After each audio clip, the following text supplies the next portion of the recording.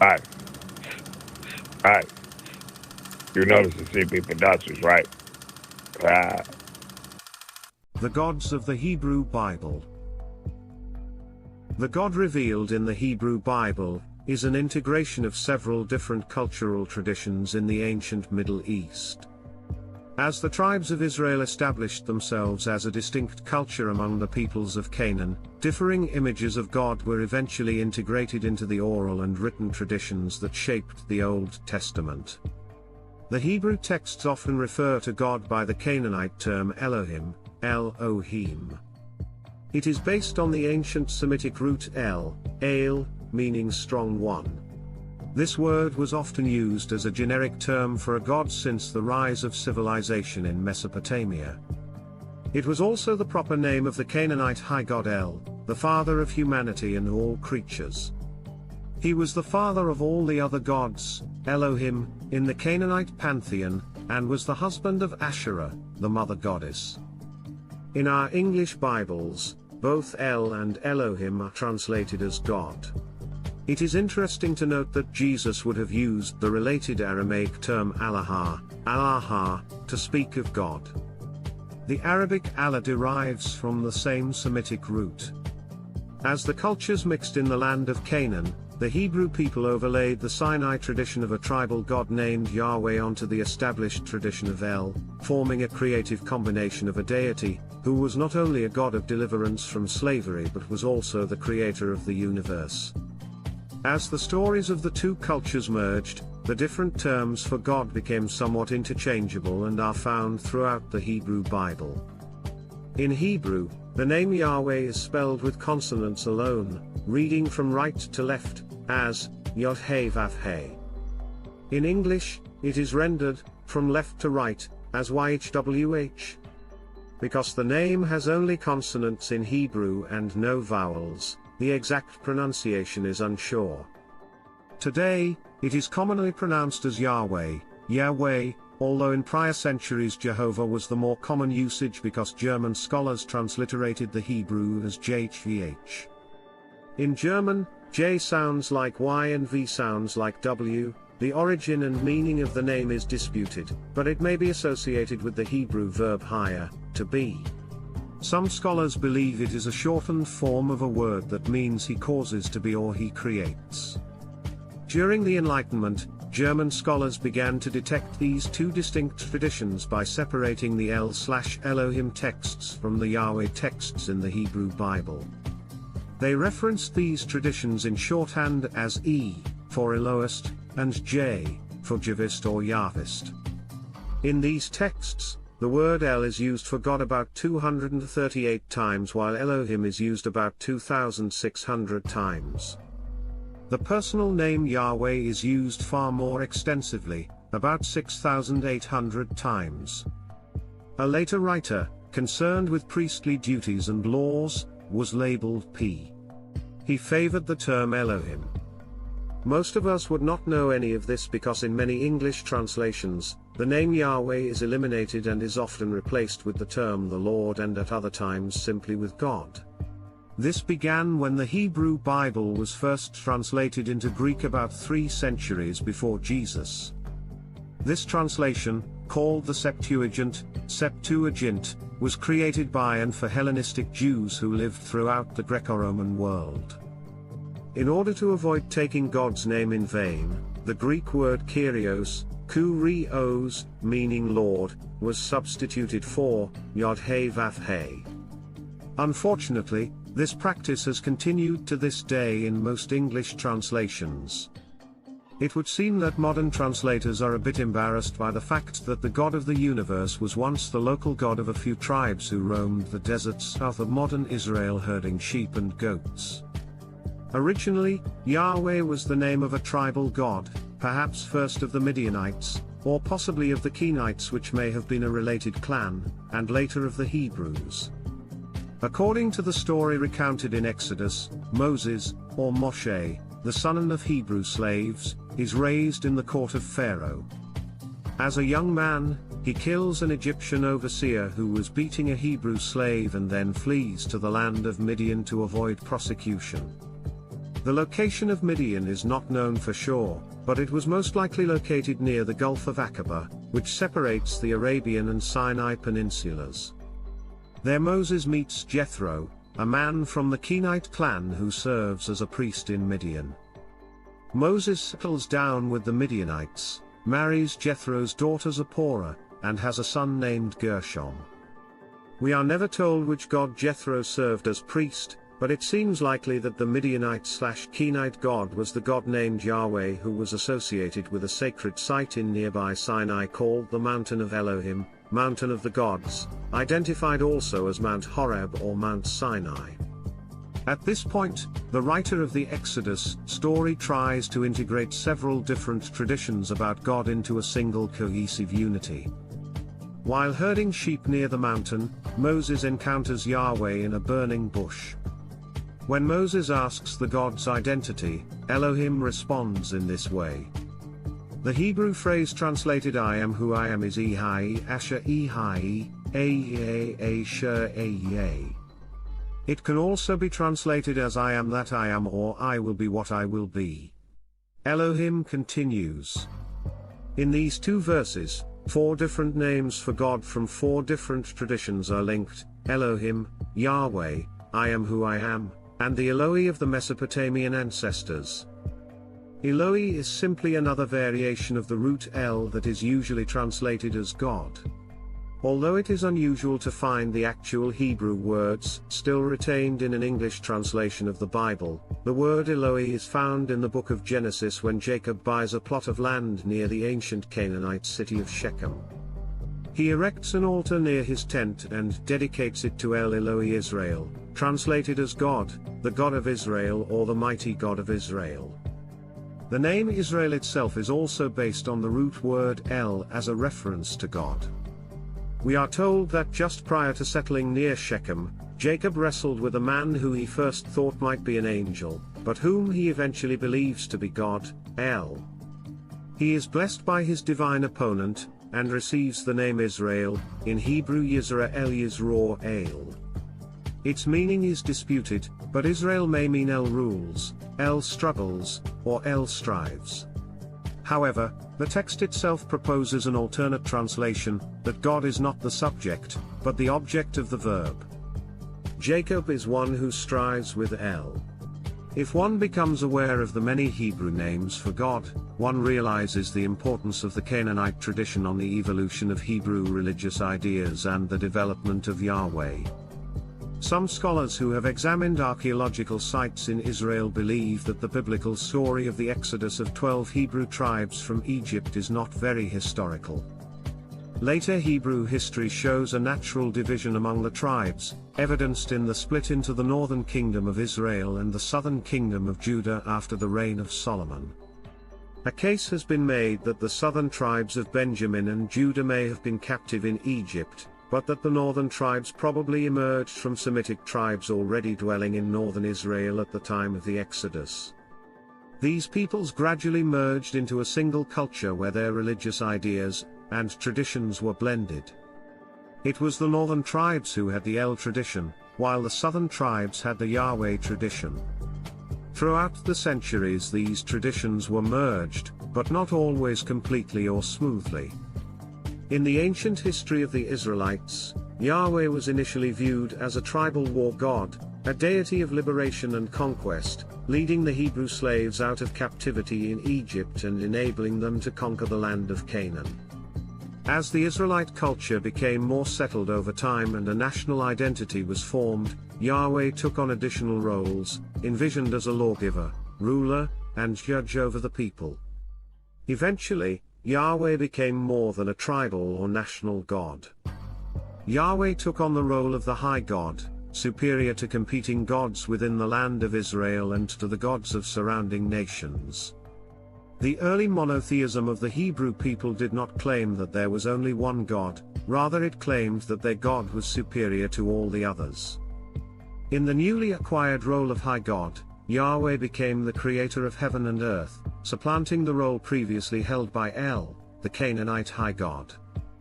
The Canaanite El was sometimes referred to as Toru El, the bull god, identifying him with that ancient symbol of strength, power and virility.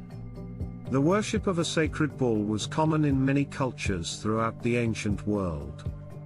In the book of Exodus, we are told that Aaron, the brother of Moses, fashioned a golden calf as a physical representation of Yahweh, which mirrored the sacred image of El. Although the attributes of El were gradually assimilated into the traditions of the Hebrew people, the Exodus story tells of the complete rejection of any symbolic image to represent Yahweh. The first two of the Ten Commandments recognize the ongoing problem of integrating other religious traditions into the developing Hebrew story.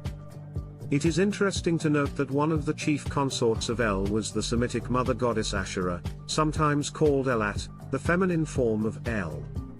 Based on archaeological discovery of figurines and inscriptions on storage jars in Israel, some scholars believe that at one time Asherah may have similarly been worshipped as the consort of Yahweh and was referred to as the Queen of Heaven.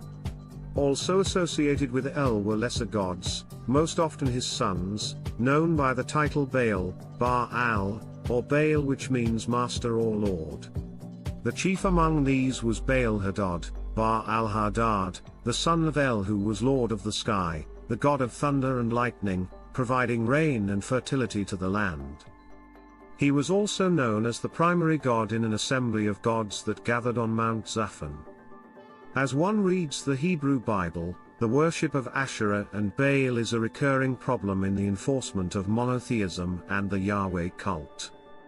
Meanwhile, the tradition of El becomes merged with Yahweh as the supreme God, who is the lawgiver and ruler of the Hebrew people and the creator of the universe. Yahweh was an ancient Levantine deity, and national god of the Israelite kingdoms of Israel and Judah. Though no consensus exists regarding the deity's origins, scholars generally contend that Yahweh emerged as a divine warrior associated first with Seir, Edom, Paran, and Teman, and later with Canaan. The origins of his worship reach at least to the early Iron Age, and likely to the late Bronze Age, if not somewhat earlier. In the oldest biblical literature, he possesses attributes typically ascribed to weather and war deities, fructifying the land and leading the heavenly army against Israel's enemies. The early Israelites were polytheistic and worshipped Yahweh alongside a variety of Canaanite gods and goddesses, including El, Asherah, and Baal. In later centuries, El and Yahweh became conflated, and El-linked epithets such as El Shaddai came to be applied to Yahweh alone, and other gods and goddesses such as Baal and Asherah were absorbed into Yahwist religion. Towards the end of the Babylonian captivity, the existence of other gods was denied, and Yahweh was proclaimed the creator deity and sole divinity to be worshipped. During the Second Temple period, speaking the name of Yahweh in public became regarded as taboo, and Jews instead began to substitute other words, primarily Adonai, my Lord. In Roman times, following the siege of Jerusalem and destruction of its temple, in 70 CE, the original pronunciation of the god's name was forgotten entirely. Our basic introduction to Yahweh and El as two variants of a supernatural theistic god is found in the first pages of the Bible, beginning with the stories of Genesis. There are two very different creation stories in the first 3 chapters of Genesis, although many Christians are unaware of the different tales. They come from 2 independent sources who were writing hundreds of years apart in ancient Israel. The earliest story was written about 800 BCE by an anonymous author who biblical scholars have labeled J. From the German spelling of Yahweh, Yahweh. J's story does not deal with the creation of the universe, instead, it focuses on the creation of humankind. Starting in the 2nd chapter of Genesis, J writes that Yahweh shaped a male human being from the clay of the earth and breathed life into his nostrils. Genesis 2:4-3:24, the man, Adam in Hebrew, is created from the earth, Adama. Yahweh plants a garden, forms animals from the earth, and creates a woman from the man's rib. When his creation is finished, Yahweh strolls through the garden in the evening breeze. Yahweh converses with the new creatures and gives them a few rules. Later, when Yahweh, in anger at their disobedience, expels Adam and Eve from the garden, Yahweh fashions clothing for them out of animal skins. This biblical God, who walks on earth, talks to his creations, and works with his hands, is clearly a human being writ large. Anthropomorphic gods were the norm in the ancient world. The Greek Zeus, the Roman Jupiter, and the Norse Odin were all powerful male gods who were pictured in human form. They were full of human emotion, were easily angered, and were capable of capricious acts of violence toward human beings. For instance, Jay tells us later in Genesis that Yahweh, disgusted with the direction his creation had taken, destroyed most earthly creatures in a massive genocidal and speciecidal flood. Genesis, chapters 7 and 8. Nearly 2,600 years ago, a wandering Greek philosopher and poet, Xenophanes of Colophon, circa 570 to 475 BCE, suggested that we humans always imagine a god like us. He wrote that if horses and oxen had hands and could draw pictures, their gods would look remarkably like horses and oxen. An anthropomorphic likeness is probably the first thing that most people envision when they think about God. The old man in the sky is the picture that Michelangelo used on the ceiling of the Sistine Chapel. Whether it is an angry old man or a kindly grandfather, this is the image of God from our childhood, and for many, it carries into adulthood as well. When Jesus taught his followers to pray to our Father, this solidified the visual image for most Christians. Around 600 BCE, 200 years after Jay wrote his creation narrative, another writer, known to scholars as P or the priestly writer, described a deity who dwells apart from the world. In P's poem of creation, found in the first chapter of Genesis, we meet a God who operates on a cosmic scale and creates the universe with the spoken word. Instead of the name Yahweh, P refers to God by the Canaanite term Elohim. This image of an almighty God goes hand in hand with an equally ancient worldview of a three-tiered universe, heaven above, the earth in the middle, and the dwelling place of the dead below. In this creation story, however, God begins with a two-tiered world, the heavens in a domed layer above and the earth in a flat layer below. The dwelling place of the dead which lies under the earth, alternately known as Sheol, Hades, and Hell, evolved later in Jewish thought. P tells us that God created heaven and earth from a pre-existent primordial watery chaos. A few verses later, God creates a variety of lights which he places in the heavenly dome, a greater light to rule the day and a lesser one to rule the night. Finally, God scatters a multitude of stars on the surface of the dome to twinkle at night. Ancient civilizations believed that there were two primary bodies of water, one in the sky and one on the earth, and that something structural, a dome or firmament, was necessary to keep the water of the heavens, which fell as rain, separated from the waters of the earth, rivers, lakes and seas. Further, this dome was the structural support required for the movement of the sun, moon and stars above the earth. In early Mesopotamian thought, the earth was portrayed as a flat disk floating in a vast ocean. This is the same image portrayed in Genesis. In addition to this primitive understanding of the nature of the universe, the two-tiered model was gradually identified with two aspects of reality, the natural below and the supernatural above. Parallel structures of power were seen to exist above and below the firmament. Just as an earthly king had a royal court filled with nobles, generals, priests and servants, God was envisioned on a resplendent throne in the clouds surrounded by the supernatural creatures of a divine court, angels and archangels, seraphim and cherubim. When kings and their armies went to war, their national gods were imagined to battle each other in the sky with heavenly hosts or armies.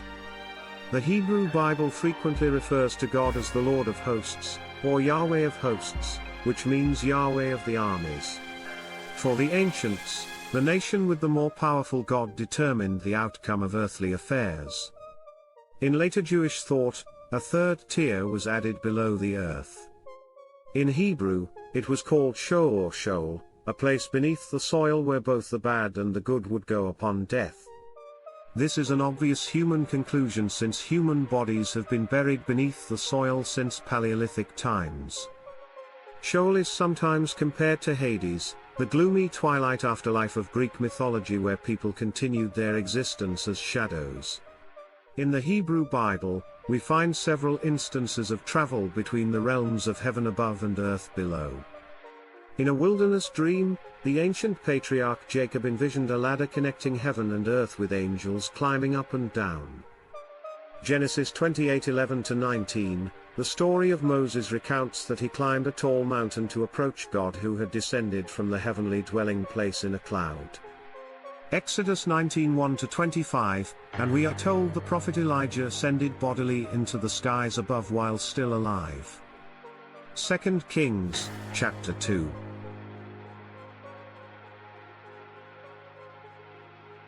In New Testament mythology, the travel between the three tiers of creation increases dramatically. Although the Gospel of John does not actually say it, some interpreters of his writings suggest when John has Jesus refer to himself as the bread of life, he inferred that Jesus came down from heaven, as did manna in the desert to the early Hebrews. John 6:31-51, based on nothing more than this inference, this concept of Jesus' descent from heaven was embodied in the 4th century Nicene Creed. According to the Apostles' Creed, after his death on a Friday, Jesus descended into Hades/hell based on an obscure passage in the New Testament's first letter of Peter. 1 Peter 3:18-19, although the four Gospel accounts do not say anything about his descent from heaven at his birth or his descent into hell after his death, they do report that Jesus rose from his burial tomb on Sunday, which theoretically can be viewed as ascending from Sheol/Hades to earth. Later, Jesus ascended into the heavens.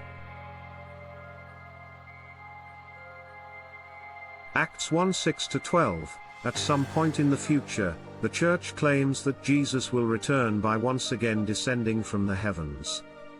As Jesus comes down to the earth, the saints, both living and dead, will rise to greet him.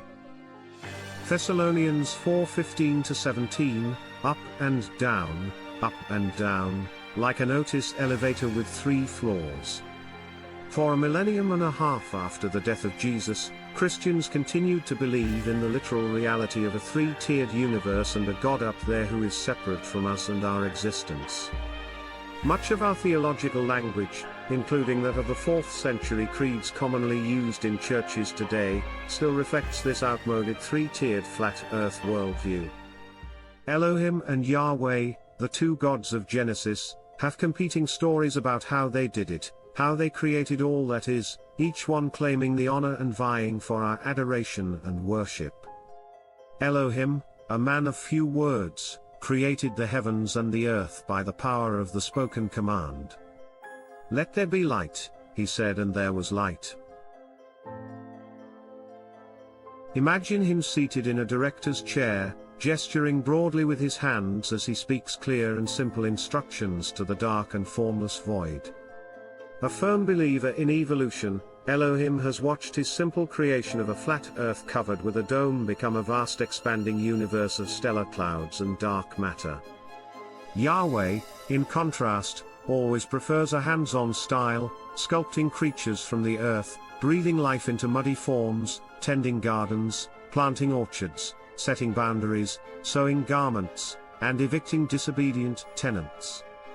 Elohim prefers the big picture, the grand scheme, the massive expanse of the untamed cosmos. Yahweh, on the other hand, believes that God is in the details. A micromanager of earthly affairs, Yahweh spent centuries on singular project parting waters, planning conquests, dictating rulebooks, demanding justice, admonishing kings, and controlling the destiny of the Hebrew people like tokens on a game board.